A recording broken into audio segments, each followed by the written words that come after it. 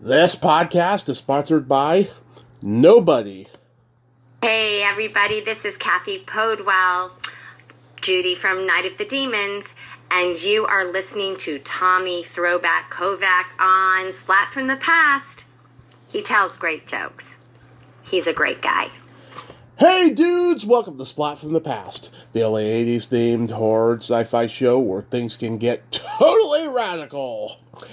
Now today I will be welcoming back the gorgeous, the talented, the dynamic Sheree J. Wilson. You all remember her from the classic show Dallas and such classic cult movies as Fraternity Vacation and Crime Wave, and of course Walker, Texas Ranger. And she's coming back on today. We are going to nerd out on the entertainment of our youth. I thought to myself, recently, Cherie, is such a consummate artist, both as an actress and a producer and a businesswoman in general. And I thought it would be great to get a perspective from her on what influenced her, that has led her to her present in terms of entertainment tastes. And so I'm having her on, and we're going to have another great conversation. She is such an awesome, sweet lady. I love her laugh, and of course, everything else about her. One of the most gorgeous women that's ever been on television, as far as I'm concerned. And it's going to be another great conversation. I'm loving these nerd out conversations. I'm loving them all the time. I got some other good ones coming up, but it's still too early to talk about them. You're going to love these nerd out conversations as time goes on. I guarantee it. So yeah, here is my new interview with Sheree J. Wilson. Hello. Hey Sheree, welcome back. How are you today? Thank you. I'm great. How are you? I am fantastic. How's the weather over there? Oh, it was raining this morning, and it's blue skies and sunshine right now. And it's gorgeous, actually. Yeah, I just went from foggy to sunny right about now. Let's see how long that lasts. Yeah, we got California weather. It's 72 degrees all week this week. We get thunderstorms at night, and then it gets sunny again. So we're having some great spring weather. Yeah, as of now, it's 60 degrees, and I'll probably see the numbers, drop down or go further rapidly. You must be at the beach. Not yet. Someday. Okay. Well, I lived at Marina Del Rey for many, many, many, many years, and it was massive. It was great because it was 10 degrees colder than every place else in the city, 15 in the summer from the valley. But boy, you could sock in with fog and chilly temperatures. It was really always a guessing game sometimes. Yeah, but always beautiful over there. Always beautiful. Yeah. So, going back in time, do you remember the first movie that had an impact on you as a child? Oh, yes. It was Bye Bye Birdie with Anne Margaret. Oh. She was singing and dancing across the street, and I looked to my parents and I said, we were at the drive-in movies. We were in our jammies in the back of a station wagon, the back just down, and we were 6 of us, little kids. we had some friends, and we were watching this at the drive-in movie theater, and I said, I'm going to do that someday. And my dad just laughed at me, and my mom, oh, okay.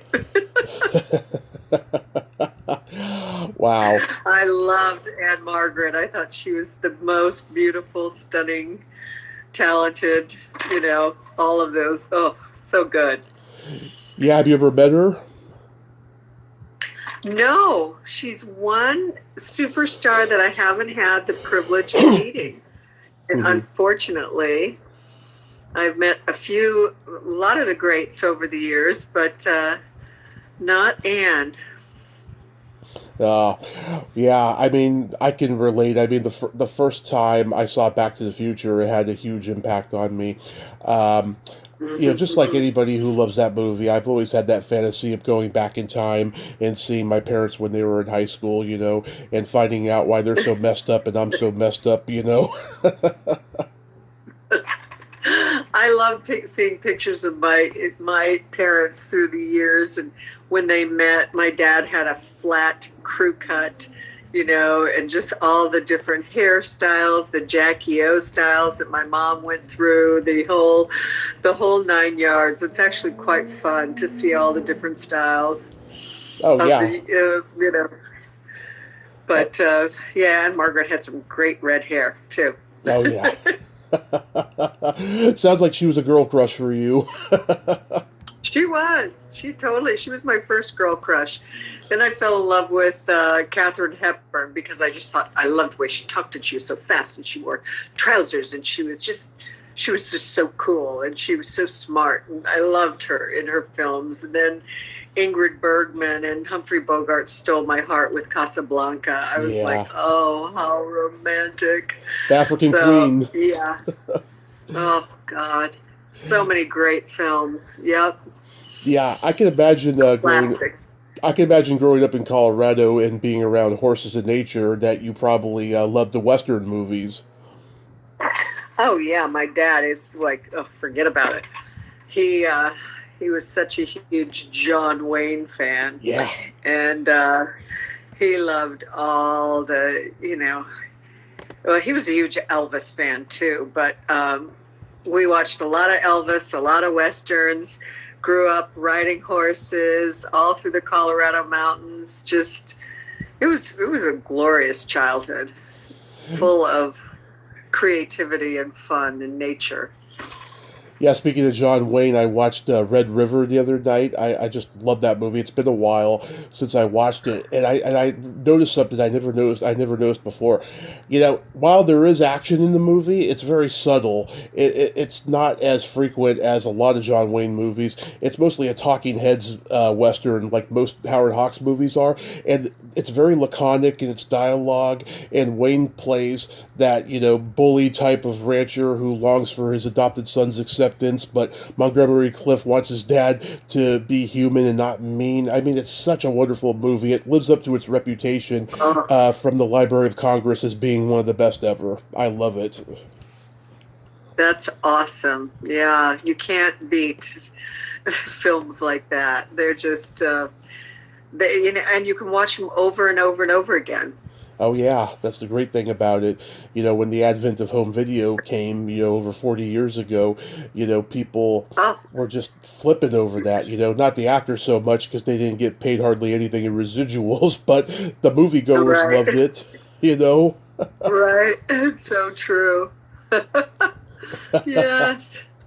I love The Gunfighter with Gregory Peck. I heard he turned down High Noon because it was too similar to The Gunfighter, and it kind of makes sense, Oh, yeah. Yeah, I can see that.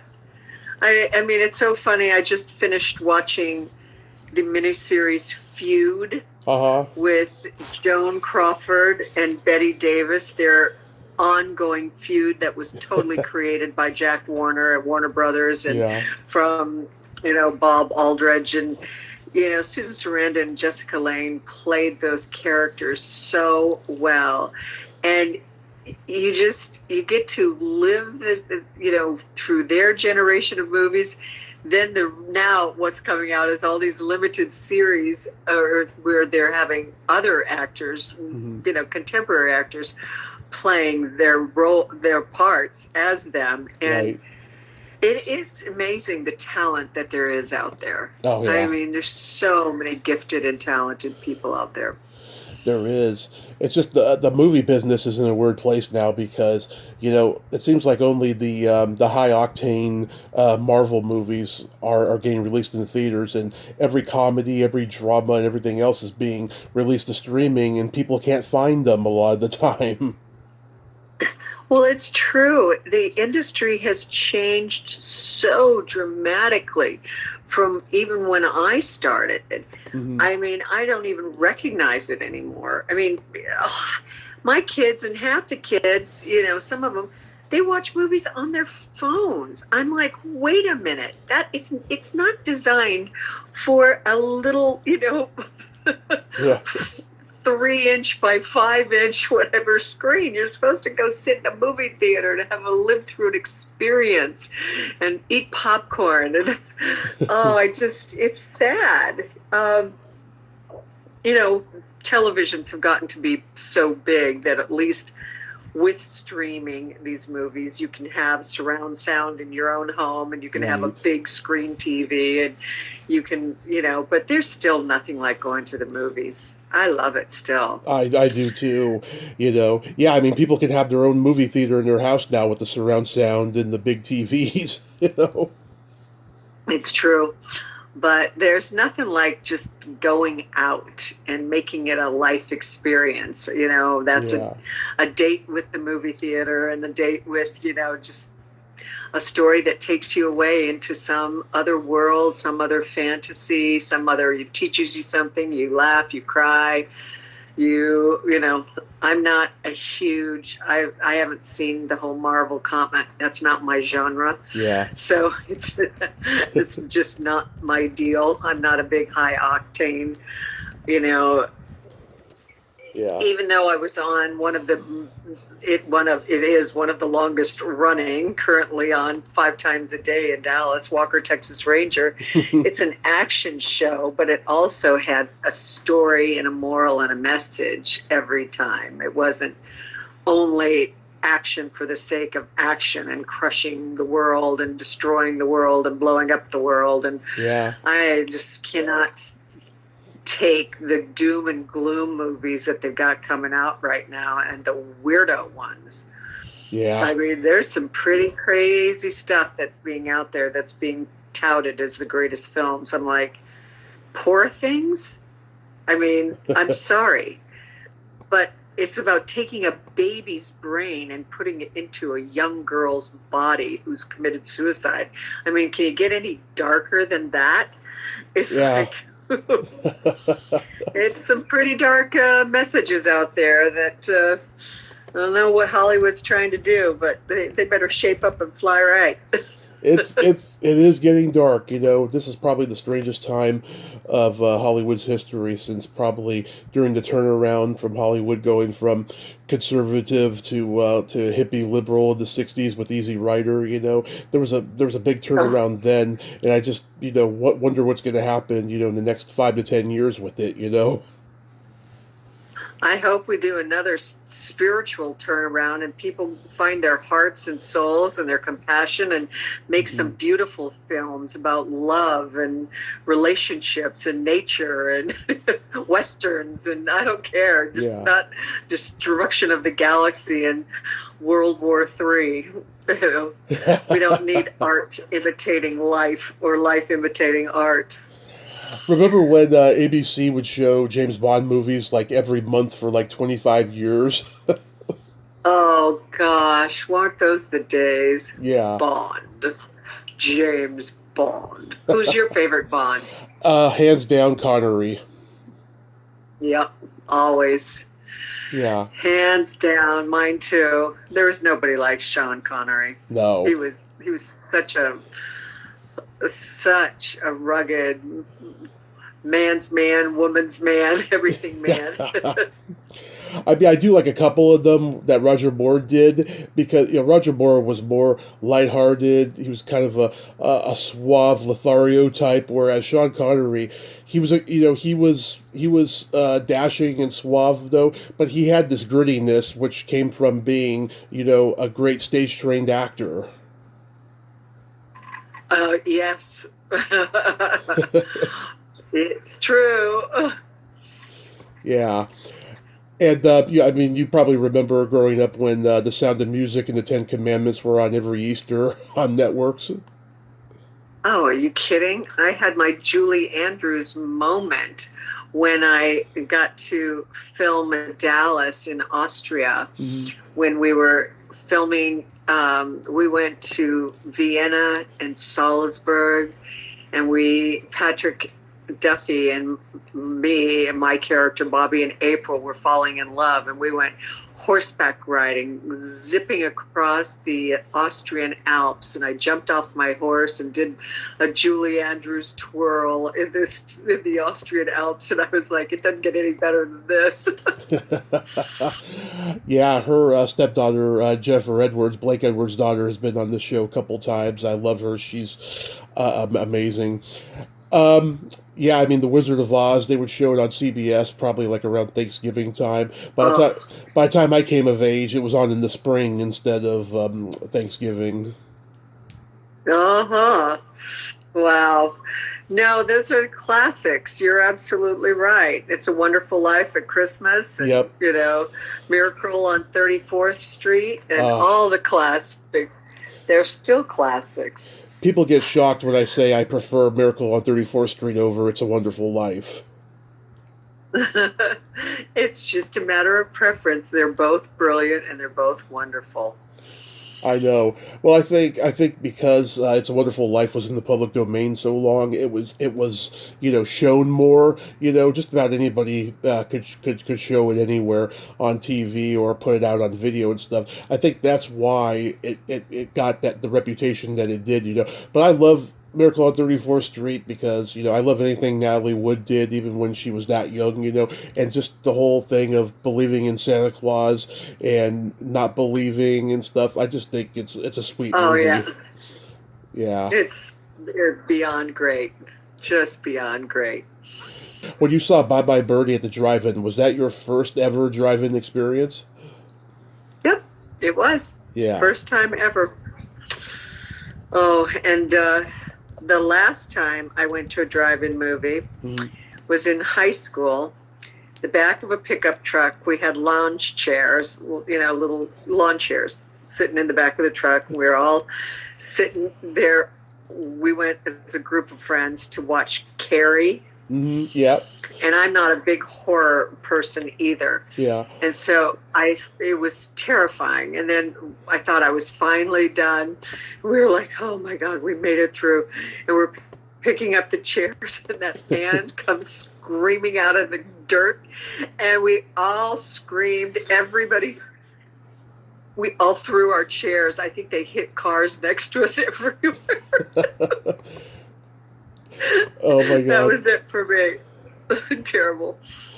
Yeah, I was 2 years old when my parents started taking me to the drive-in, but after a while they stopped taking me for a few years because it got to a point where I was either falling asleep in the back seat or I was getting out of the car and knocking on windshields. That's par for the course. Yeah. Drive-in movies were fun. They were really fun. Especially, I mean, I don't even know if they have them anymore. They do in some places. They're very rare now. We had our drive-in up until about 2001, I want to say. That's around the time that I was last at one. And then I found out across the way over in San Jose, there's a drive-in there. And I make plans on going there when something good comes out. That's great. That would be really fun. Yeah. Yeah, I would love that. I remember one of the last times I went to the drive-in before the long break. My mom had to go to the snack bar and complain about something, and she brought me with her. And there was this stand-up cardboard poster of Charlie Chaplin. I had never seen Charlie Chaplin before, and it was a cookie ad for Bagley's Cookies. And I remember saying to my mom, "Hey, Mommy, I want a cookie just like that man has." And she's like, "You don't get a cookie, I'm mad."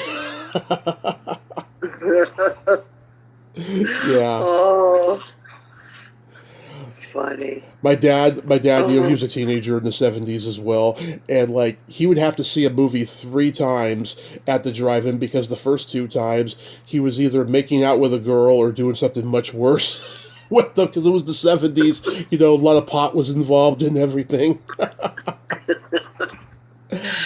The good old the 70s. Oh, So, I was in. So what TV westerns did you watch? Oh, well, Gunsmoke for sure. That was one of my dad's favorites. I mean, he watched all the westerns. You know, I have all the John Wayne movies and this and that. But as far as TV shows, I think his favorite was Gunsmoke. He loved McHale's Navy too. But let me see, what other westerns were on at that time? The Rifleman. Yeah, the Rifleman. Maverick. See, some of these, I don't know what years they were out. Well, Maverick was Where they were 57 to on. 61, I think, or 62. There was Cheyenne, Bronco, The Rebel with Nick Adams. See, I was, you know, I was probably 2 or 3, so I really wasn't watching them then. Yeah. The Big Valley. Some of them. The Big Valley I did see. Yeah. Yeah, Lee Majors was first time I thought he was so cute. Yeah. So handsome. Yeah. Lee Majors did our show. He's a nice man. Uh-huh. We had so many great guest stars on our show. Really wonderful guest stars. I know I saw one recently where Giovanni Ribisi played like an abused kid or something. Yeah, we've had so many wonderful, wonderful, talented people on the show. And too many episodes to even remember. Oh, yeah, you had the old character actors on there who had done westerns, like Stuart Whitman. Oh, Stuart Whitman was fantastic. Yeah. He was such a gentleman. I loved working with Stuart. He was great. Yeah, we had a lot of great, good old cowboys, and Barry Corbin, and you know, some of the guys that just live here. And it's Marshall Teague was like our resident bad guy cowboy and stuntman. He could have been a series regular, so how many shows he did, how many episodes he did, I remember he him. was doing stunts. I remember him from Roadhouse. Oh, sure. Yeah. Yeah. What TV sitcoms did you watch?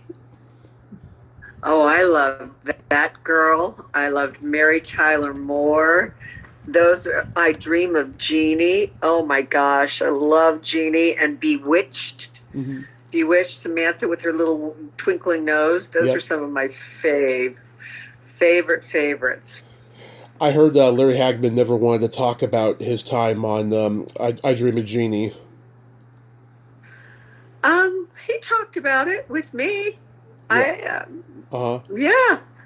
He was working really hard. He was really funny in it. He had a great relationship with Barbara Eden, and I know that they just, you know, it was a grueling schedule, and he kept losing his voice on the show. And his doctors, he was starting to lose his voice from filming too many episodes at one time. Yeah. And that's when he took up, his doctor just said, you don't film on Sundays, just don't talk on Sundays. Give your voice a rest.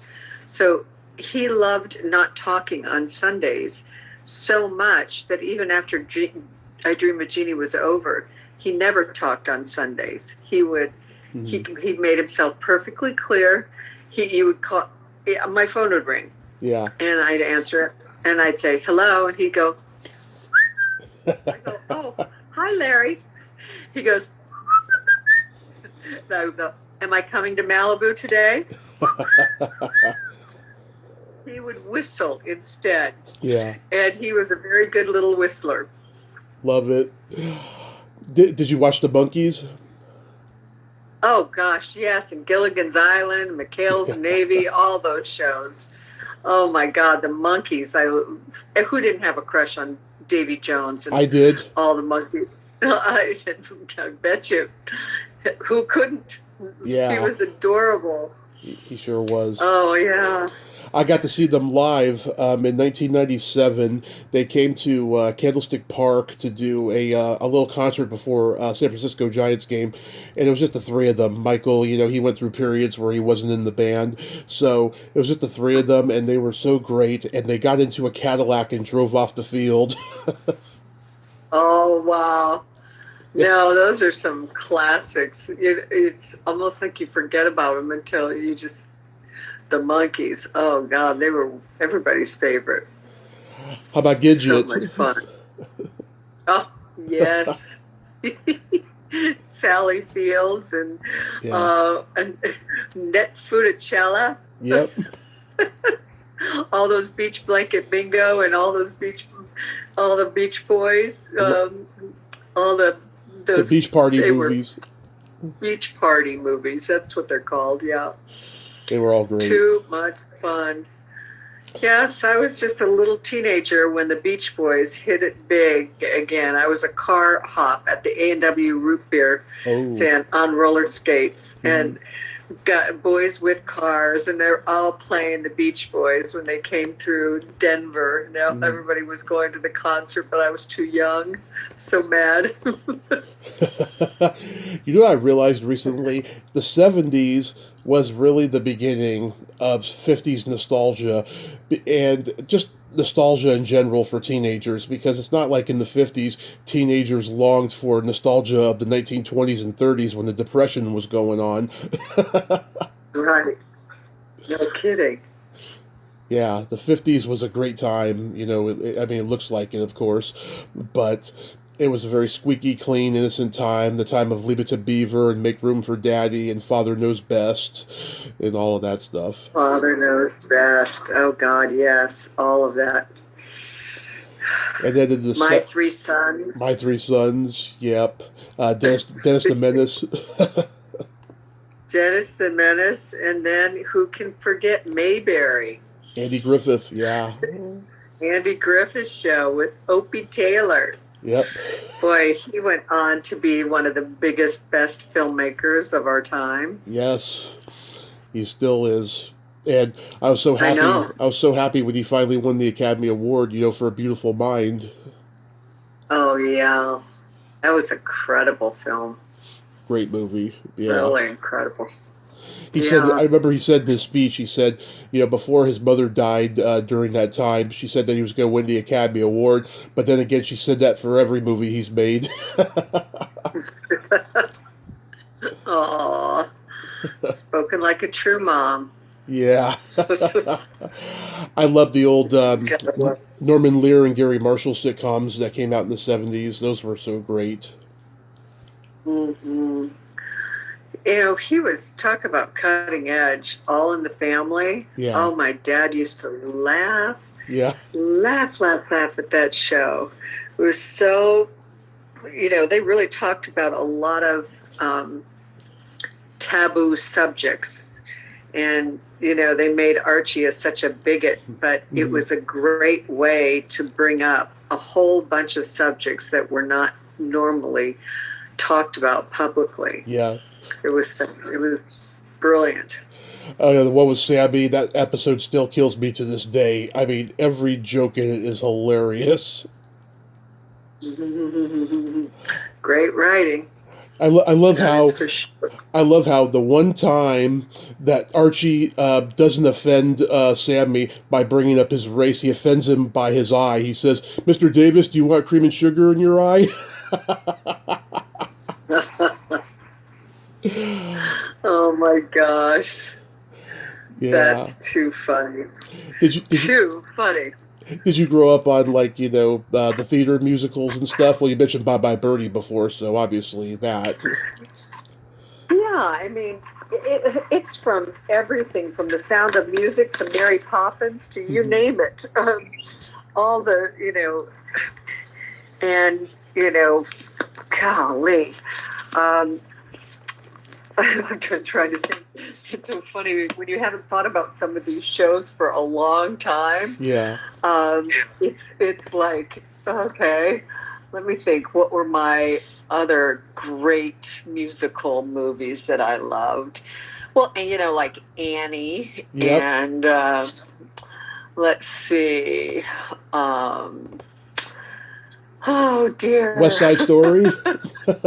Oh gosh, yes, that was everybody's real. I mean, serious. Uh-huh. Loving West Side Story. I mean, even let's see. Oh, Singing in the Rain. I Singing in the remember Rain. that was huge.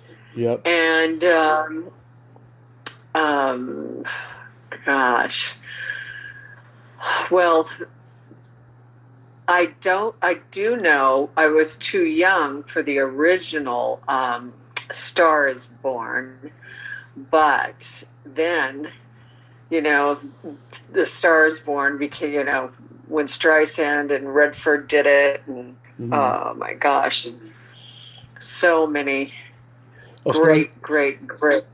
Streisand and Chris Christopherson, not Redford. Oh, yeah, that was the other one. The Way We Redford. Were. What was it? The Way We Were. That was the movie I was thinking of. But Yeah. yes, that was so much fun.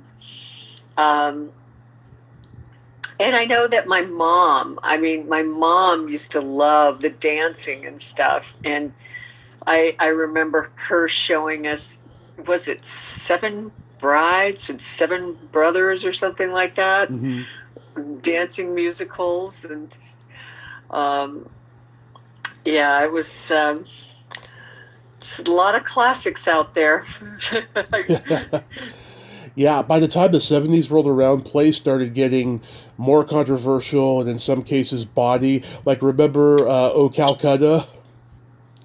Oh yeah. Yeah, it came out right in the middle of the sexual revolution and all the prudes were up in arms. Yeah, it was pretty it was, different times, that is for sure. I didn't graduate high school until 77. Uh-huh. So some of these 70s, a little more racier ones, I was not allowed to see. Yeah. I mean, being a latchkey kid myself, who grew up in the cable and home video era, I got to see Oh Calcutta. They had like a taped concert movie performance of it that I saw when I was about 13 or something. And I was like, wow, this is the greatest play ever. And I had, Samantha Harper, who was in it on a couple years ago, she married Bill Macy from Maude, and he was in the play with her as well, and stuff. And she just told me about how, yeah, there were a lot of people, coming to see the play that loved it, that were very free spirited and stuff. But then there was a lot of people, that just absolutely hated it, But I guess with anything that's good in art, it comes with the territory. Sure. Well, you did have greats like, Evita. Yeah. And how about Grease? We all loved Grease. That was, one of the best, Yeah. musicals. And even, let me think what else. Jesus Christ Superstar, remember that? Of course. I've talked to Ted Neely. He's a great guy. And Yvonne Elliman. I've talked to them both. Have you really? That's neat. Yeah. Well, Very fun. Ted is a lot of fun. Yvonne is all over the place. You don't know where she's going to take you when you talk to her. Oh, really? Yeah. She's still on one of her little adventures. It seems like it. Yes. But That's funny. They're both good people, though. Do you remember the first album you ever bought with your own money? Well, I remember Leslie Gore. Oh. And there was a Twist album. And then we got into some of the Beatles. And but no, I was always I was more of a Motown person Love it. than a Beatles rock and roll person. And even in high school, I had the Spinners, I had Earth, Wind, and Fire, the Ohio Players, I had all, I was much more into that, into Motown.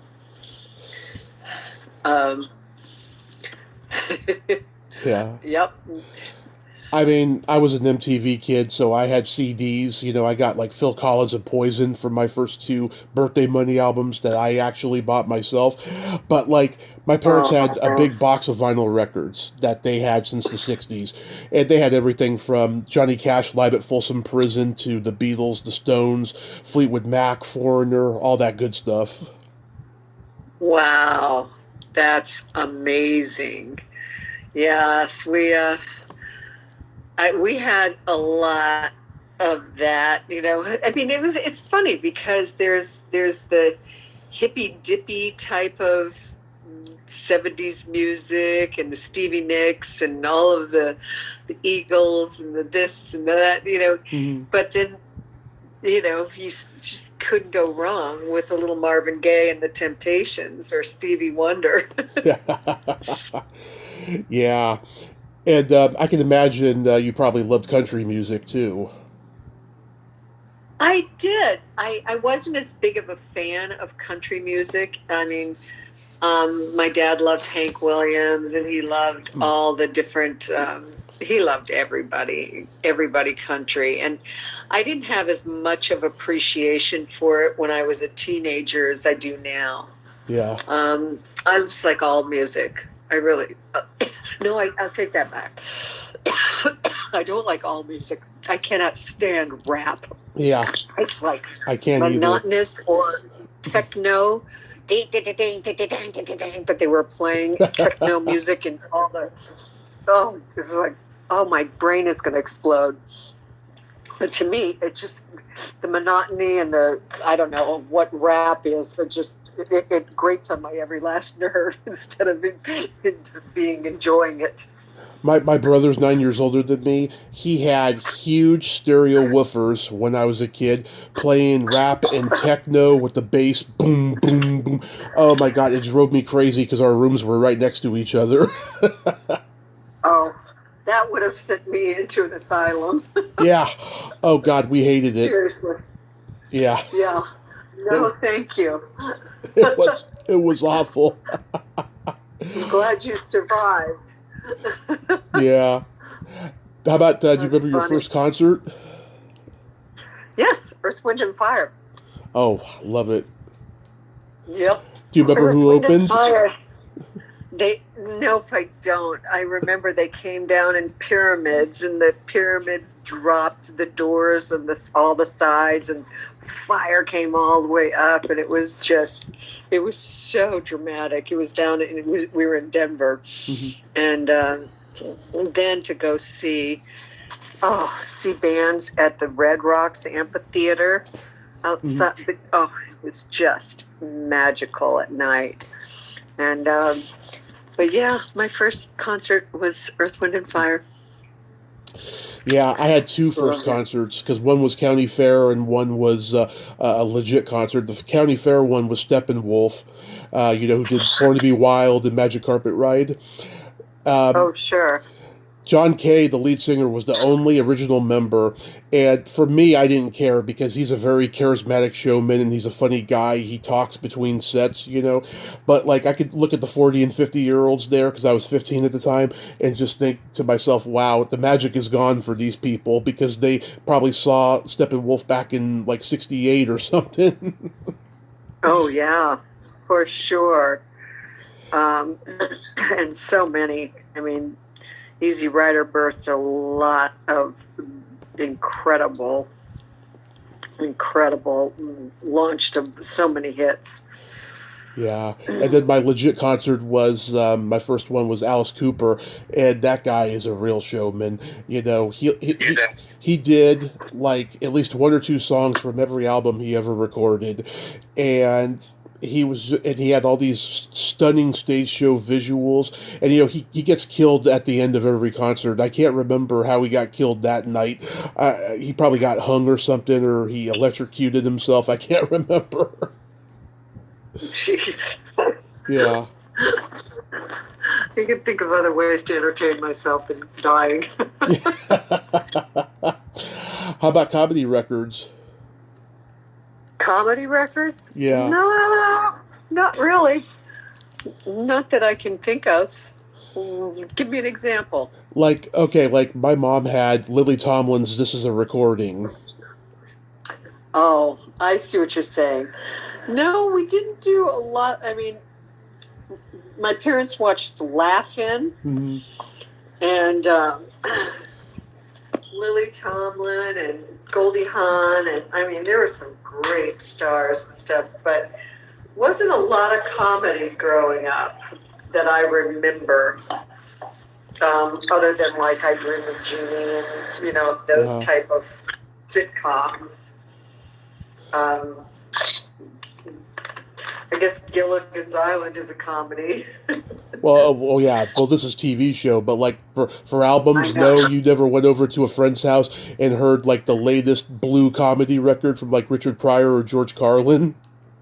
Nope, never did that. Wow, that was not in my realm. I probably missed out. Never had that that aspect going. Yeah, because in those days, you had to, not have the parents home, or you had to turn it down really low so the parents wouldn't hear it. They'd play like Cheech and Chong's albums, and oh my God, so many people. David Fry doing Richard Nixon, and all that stuff. That's funny. No, I missed that whole thing. I don't know why, but I did. When you were living in LA, did you ever go to the Comedy Store or the Improv? Yeah. I went. I've been both places. Didn't go a lot. Once I got to LA, I really started working, and there wasn't a lot of time. I only had 2 weeks off between jobs for years. And so once I got there, I got a job within 4 days, and I never stopped working for years. I was very blessed. Very lucky. Yeah, I mean, you were everywhere. You worked a lot back in the day and stuff, and I can just imagine, not having much time to do anything else. Nope, I didn't. It was like get up at 5 a.m, get to the set by 6, work till 6, go home, eat dinner, learn your lines, get up, do it all over again. Yeah, your homework. You've got a lot of homework every night. Got to learn your lines. Got to be sharp, and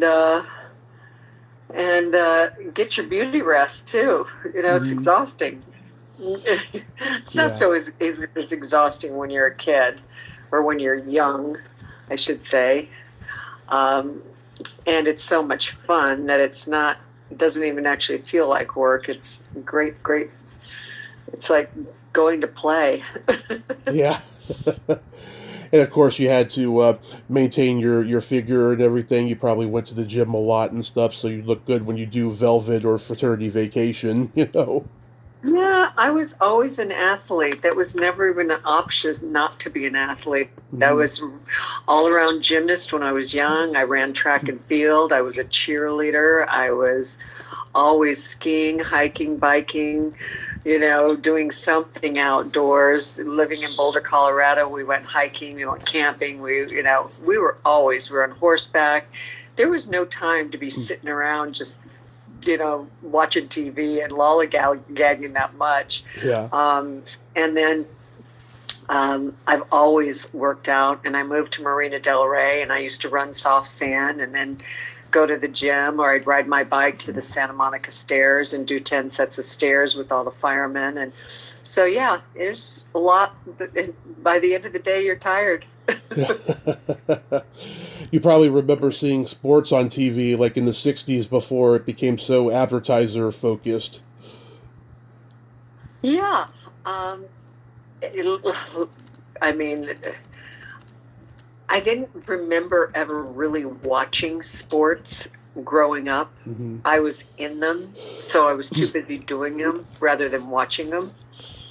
And I didn't play tennis. That wasn't a big deal in Colorado. I was cheerleader when we won state championship in football in high school. And then, you go off to college and you're studying like a fiend. Yeah, because you had Howard Cosell doing the Wide World of Sports. That guy, I see clips of him. Oh. I cannot believe the things he got away with saying on TV. He was like the Groucho of sports commentary, because like everything Groucho said you couldn't get away with today. That is true. And lots has changed. That is for sure. A lot. So the last time we talked, you mentioned to me that you had some movies that you were hoping to make. What's the status of those? Well, it's a process. I have to say, I've got a couple of television projects that I've been working on a lot. I have a Christian film. There's some true story dramas. COVID really shut down so much, and gearing back up afterwards, a lot of the landscape has changed, and it's a lot harder to do an independent feature film now. I mean, everybody goes straight to the streamers. Everybody goes, Yeah. It's definitely the landscape has changed a lot, and in the last 2 years, I've had a lot of family stuff. Yeah. I lost my dad. My mother had to go into assisted living and memory care, and I lost my sister. And so I really haven't had the passion or the desire to get out there. I'm just now coming out of all of that, and so we'll see. I've spent a lot of time with family, and that's been really what I needed to do, is to just to heal and to focus on family. I totally get it. I've lost some family members last few years, let alone the last decade. It doesn't get any harder. Knock wood, I still have both my parents, but like I lost an uncle last year, and a few others in previous years, including during COVID. Yeah, it doesn't get any easier. No, it's been, it's a part of life, but it's not my favorite part of life, that's for sure. No. It's been difficulty, and you have to give yourself the time to grieve and to time to process the enormous loss, especially when there's surprises. So, yeah, I've just been, I haven't been pushing too hard lately. So I'll get back into the swing of it soon. Do you identify as Christian in your faith? Yes. Mm-hmm. Yes, I am a Christian. Yes. Born and raised? Yep. Nice. My mom sang in the church choir for 60 years. 60. She was did my first play in church. I did one of the Easter plays and the Christmas plays, the Nativity, Yeah. So I grew up going to church every Sunday, and I have a very strong faith, and that also helps get through. Yeah, that's all you got to have is faith, pretty much. I mean, it's a cliche, it's a George Michael song. You got to have faith, but it's true. You do. Right. I know. Oh, yeah. It's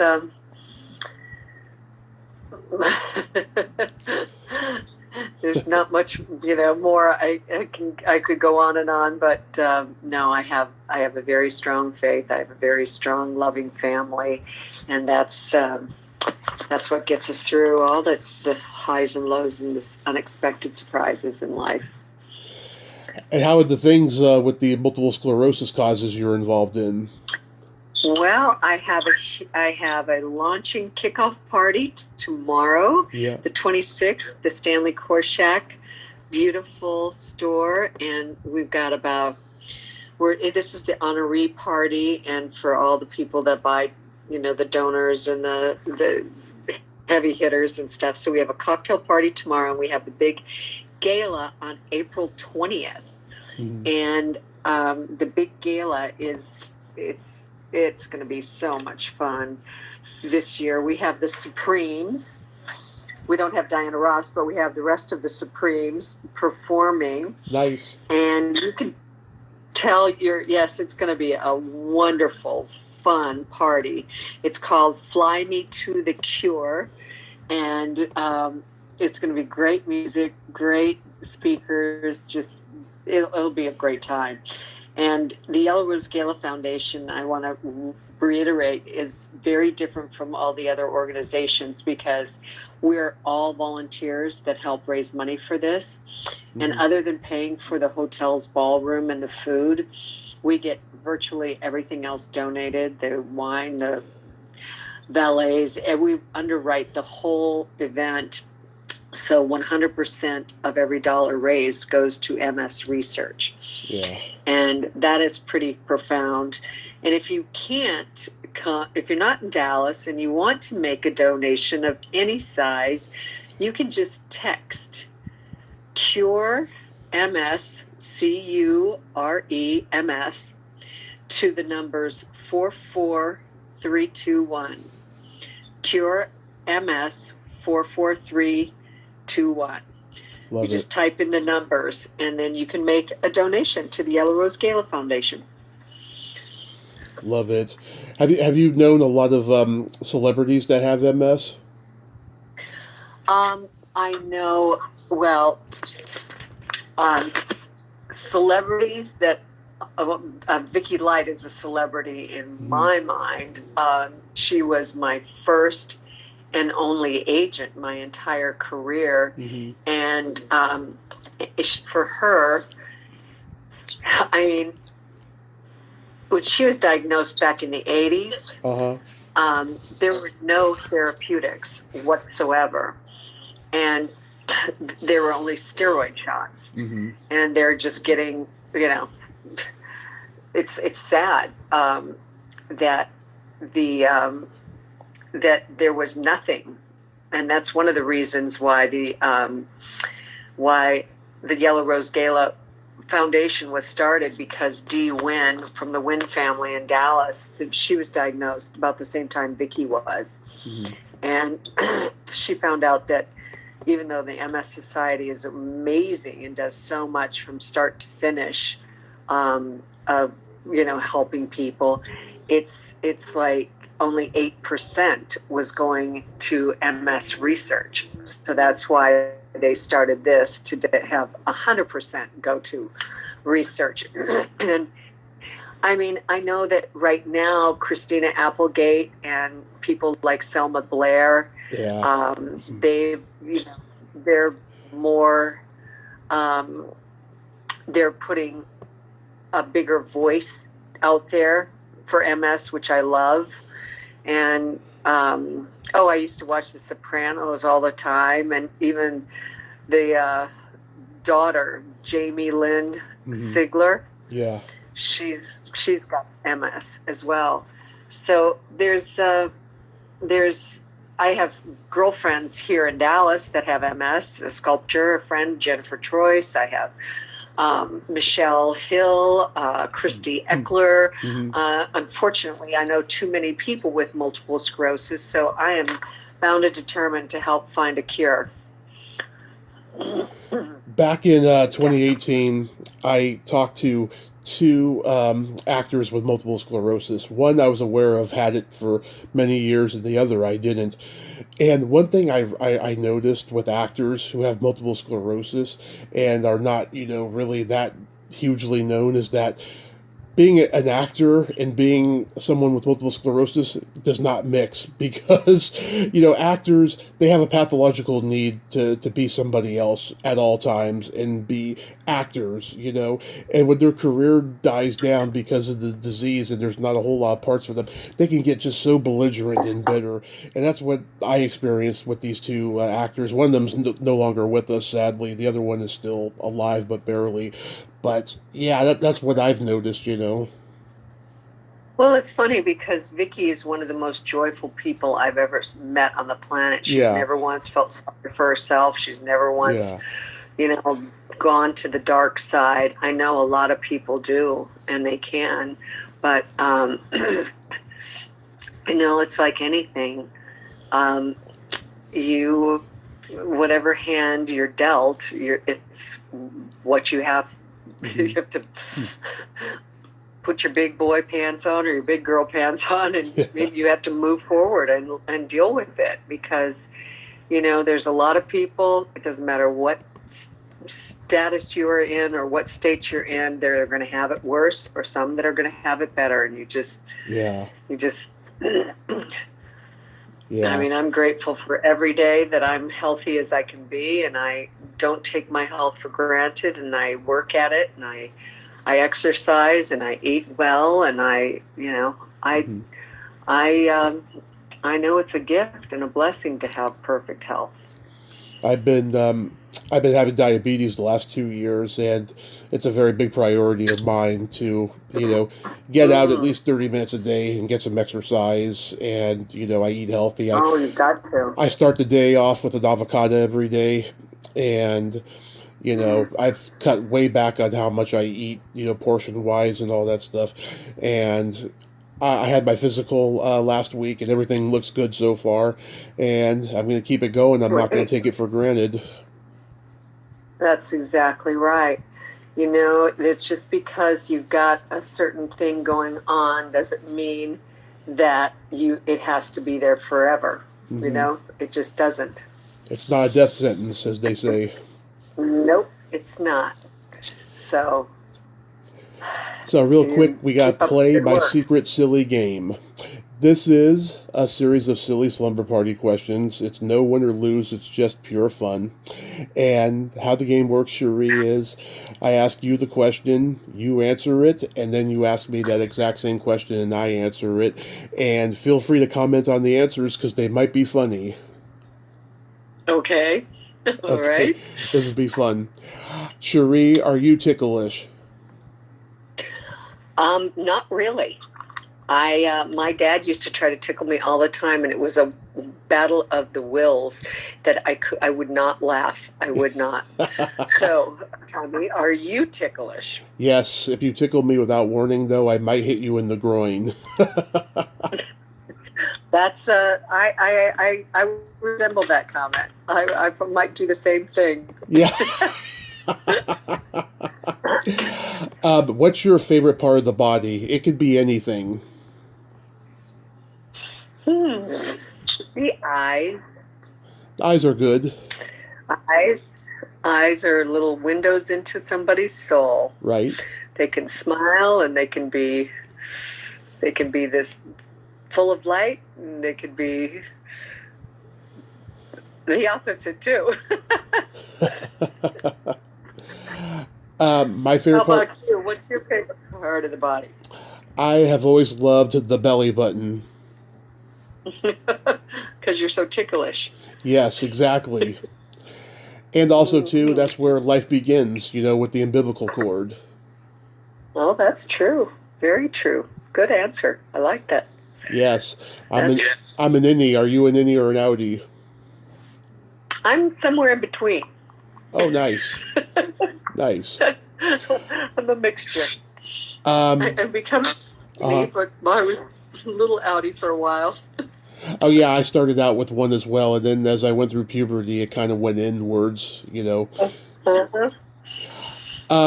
What color are your toenails painted? My toenails have white sparkles on them right now. Love it. Little white sparklies. Love it. What are your color of your toenails? Right now, they're not painted, but last time they were gold with sparkles. Oh my. Okay. Very fancy. I've been painting my toes since I was 13. I've always liked to go elaborate. Hey, go big or stay home. Yes. I used to get my mom's red color and use it, right? And I used to go, I think I can do better than this, but I gotta wait until I'm older to go into a store and get it, because there's no way my mom's gonna drive me to the store to get my own nail polish. Probably not. No. That's funny. What would you say is your best personality trait? That I am so joyful and that I love to laugh. I love it. I'm happy. What's your best personality trait? Being that I'm a Gemini, I have empathy and I have no filter. So you have the compassionate twin, and then you have the twin that blurts out anything. Exactly. Okay, got it. And then my favorite question, is there a stinky smell that just makes you gag? Well, yeah, barf. Oh, that's a popular one. I hear it all the time. You can't smell barf and not want to barf. No. It's the worst. What's yours? Either farts or feet. Oh, yeah. I'm sure having kids you can relate. I had soccer. I was the soccer mom. And both of my boys played soccer. And I would be hauling, at least 4, if not more, kids, to a soccer match and after. And everybody took off their cleats afterwards in the car. I'm like, no. Put those shoes back on. I forgot to mention. I would make them. Yeah, I pulled over and I put all the stinky cleats in the trunk, made them take their socks off and put tennis shoes on, clean socks. If you want to ride in my car, you have to put on clean socks and clean tennis shoes after the game. Yes. That's a good mom. Yeah, I forgot to mention before about the vinyl records. They had this very stinky, musky smell when you open the covers, right? But I'd rather smell that than anything else. It's magic. Vinyl records are magic. You betcha they are. That's great. I have a Chuck Norris joke for you. Okay, give me your Chuck Norris joke before we wrap it up. I want to hear it. Chuck Norris finished the never-ending story. I have not heard that one. That's good. Yeah, it's funny. That is good. It's funny. I have a friend who made it up years ago, and then one day on the internet, I saw it on the internet. I was like, wow, maybe it's parallel thinking. Who knows? Oh, that is great. Sheree, thank you so much for coming back on and nerding out with me today. You're so welcome. It was fun to talk to you. Have a glorious rest of your day, and this was great fun. I hope the listeners enjoy it. Yes, and I hope you have a happy Easter and that, you and your family are together and loving each other and just having the most wonderful time. We will. I'm going to see my mother and my brother and my nephews, and we're all going to be in Tucson together. So I'm looking forward to it. Wonderful. Happy Easter and have a great day. Happy Easter. Okay. Thank you. Thank you. Bye-bye. Bye-bye. Well, there you have it. Sheree J. Wilson, ain't she a sweetheart? Oh my God, I just love her. One of the most amazing women in the world. She was a fun nerd out, wasn't she? Oh my God, that blew my mind though about the comedy records. I can't believe she didn't have that chapter in her teen life at that time like my parents did and so many teenagers in the 70s. Wow. Well, until next time, this is Tommy Throwback Kovac saying there's no shame in living in the past because the present sucks. Later, dudes!